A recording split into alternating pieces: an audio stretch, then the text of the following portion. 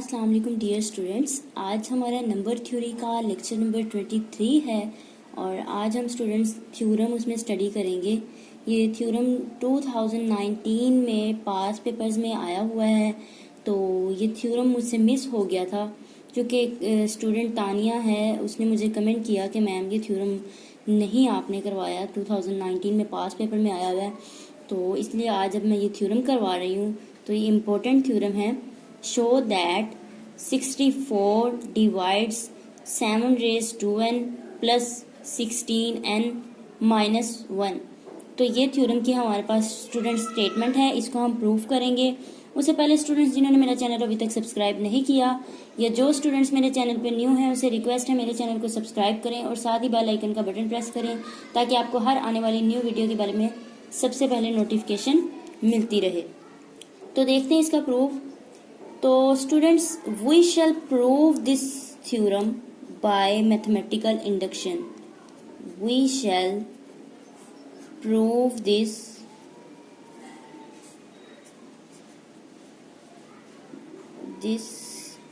Bye mathematical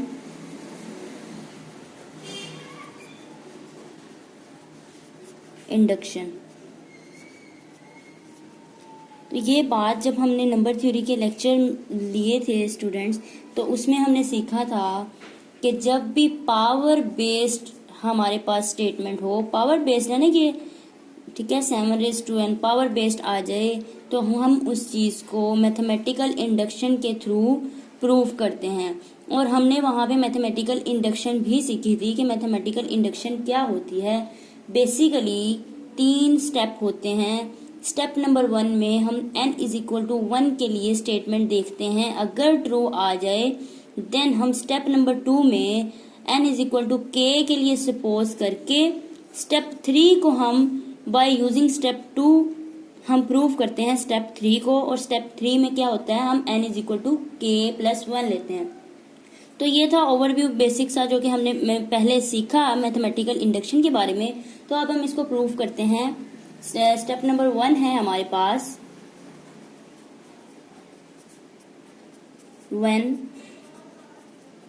n is equal to 1, अगर जब n 1 हो देन हमारी जो स्टेटमेंट है वो क्या बन जाएगी, 64 डिवाइड्स 7 रेज़ टू n की जगह पे 1 प्लस 16, इस n की जगह पे 1 आ जाएगा माइनस 1। तो इसको अगर सिंप्लीफाई करें, this implies 64 divides 7 raise to क्या होगा हमारे पास 49 plus 16 minus 1 and this implies 64 divides, इसको अगर सम अप करें सॉल्व करें तो 64 आ जाता है।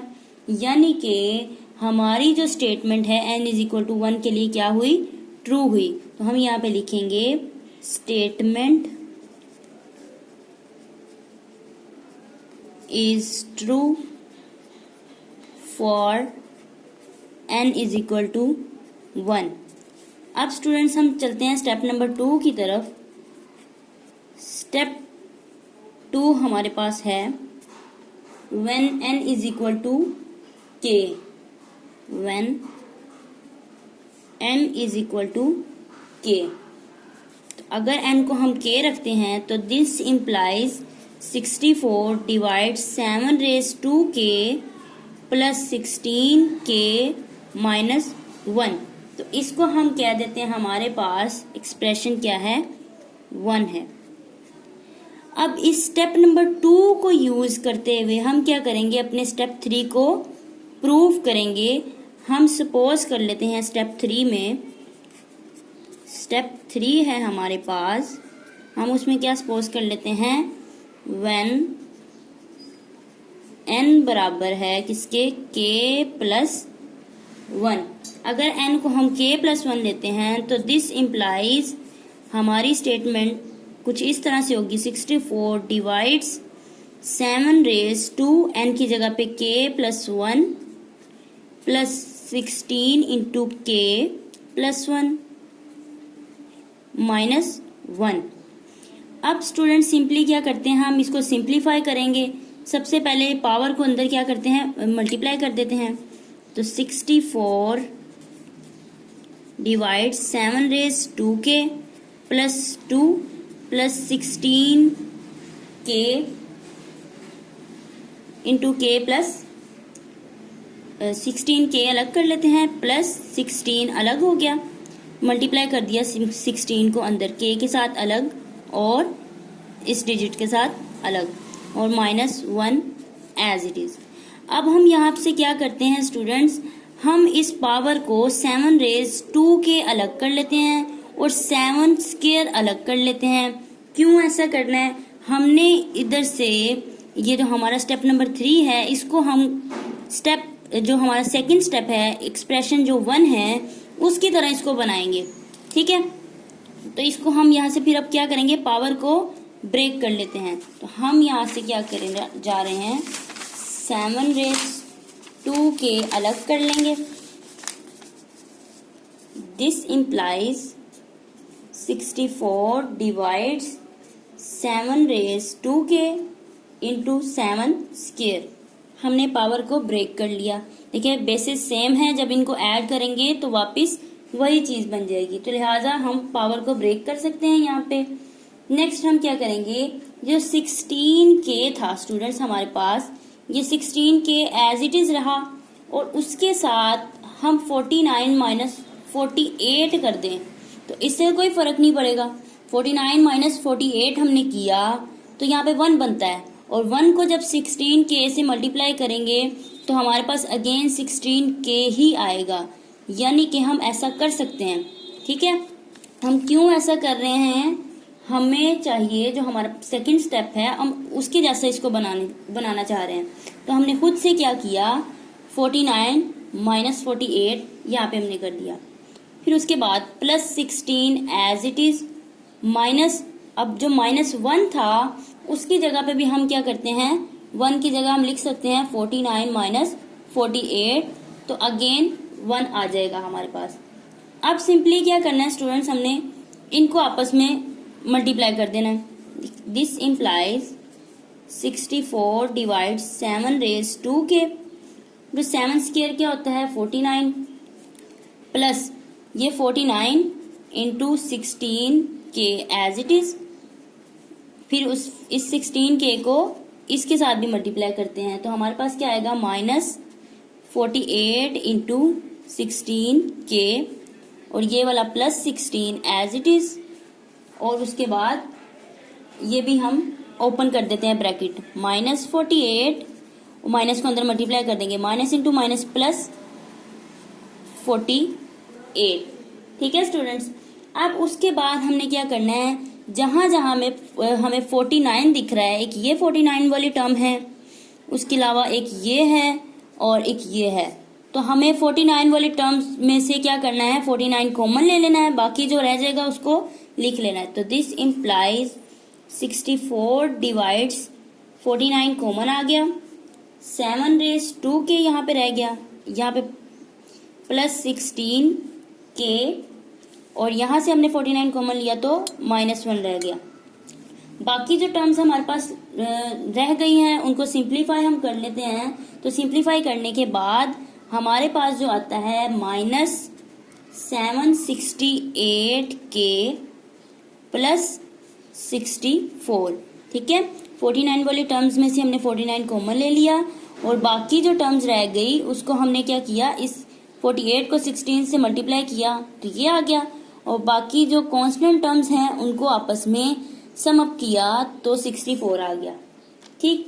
अब उसके बाद इस टर्म में से भी हमारे पास 64 कॉमन आ रहा है तो हम यहाँ से भी 64 कॉमन ले लेते हैं।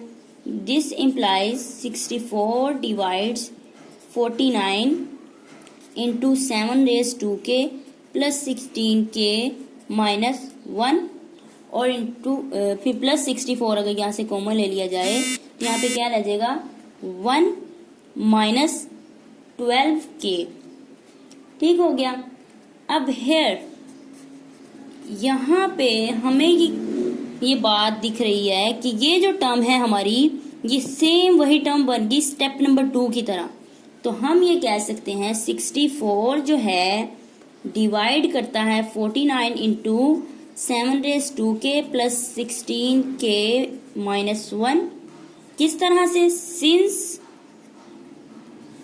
Bye supposition. हमने जो सपोज किया था अपने स्टेप नंबर 2 में, when n is equal to k, हमने n is equal to k के लिए सपोज करके स्टेप नंबर 3 को हमने प्रूव कर दिया। हमने देखा कि स्टेप नंबर 3 भी क्या हुआ, जब हमने ब्रेक किया इसको स्टेप नंबर 2 में, तो ये बाय सपोजिशन जो कि हमने स्टेप नंबर 2 में यूज की थी n is equal to k के लिए, तो ये यहाँ पे 64 इसको डिवाइड करता है। इसी तरह से जो दूसरी हमारी टर्म है 64 इसको भी डिवाइड करता है। 64 डिवाइड 64 इंटू 1 माइनस 12k, इसको कैसे डिवाइड करता है वो देखिए, यहाँ पे भी 64 है, 64 को तो डिवाइड करेगा ही करेगा। तो ये since bye simple division, since by division हम ये कह रहे हैं कि 64 जो है इस पूरे फैक्टर को भी डिवाइड करता है। और अब हमें ये बात पता है कि डिवाइजर ऑफ टू नंबर्स, ठीक है, ऑल्सो डिवाइज देयर सम। अगर दो जो नंबर का डिवाइजर होता है वो उनके सम को भी डिवाइड करता है। अगर 64 इस टर्म को डिवाइड कर रहा है और इस टर्म को भी डिवाइड कर रहा है, तो 64 लाजमी तौर पर उनके सम को भी डिवाइड करेगा। तो देयरफॉर हम ये कह सकते हैं, therefore 64 divides 49 into 7^2k plus 16k minus 1 plus 64 into 1 minus 12k। तो यहाँ से हमने क्या किया, हमें पता है ये बात कि divisor of two numbers also divides their sum. अगर 64 इसको भी डिवाइड कर रहा है, इसको भी डिवाइड कर रहा है, तो इनके सम को भी क्या करेगा, डिवाइड करेगा। तो यहाँ पे स्टूडेंट्स हमारा जो प्रूव है वो कंप्लीट हो जाता है। ठीक है स्टूडेंट्स, तो ये था आज का हमारा लेक्चर। तो होप सो आप लोगों को समझ आ गई होगी। अगर आपको मेरी वीडियो पसंद आए तो मेरी वीडियोस को ज़्यादा से ज़्यादा शेयर और लाइक ज़रूर कीजिए। तो इंशाल्लाह अपनी नेक्स्ट वीडियो के साथ मिलेंगे। अल्लाह हाफिज़।